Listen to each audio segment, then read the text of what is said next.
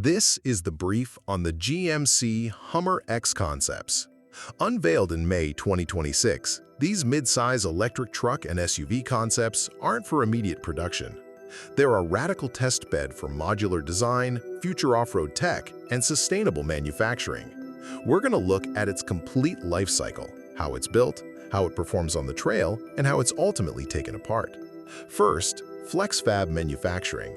A whopping 57% of these concepts use this tech, which is basically 3D printing for metal. It allows fast, on-demand, small-batch production without specialized stamping tools. Why wait for massive factories to retool when you can just print your next vehicle frame? And naturally, that innovative structure is built to handle extreme environments. Second, high-tech off-roading for the builder-maker. Despite being mid-size, they pack hardcore specs. 13.2 inches of ground clearance, a 44-degree approach angle for the SUV, Multimatic shocks, and massive 35 to 37-inch Goodyear tires. Crucially, there's stackable adaptive cockpit displays and an integrated scout drone that flies ahead for real-time terrain data before docking itself. Why guess what rocks are hiding over a blind crest when your SUV launches its own drone to check for you?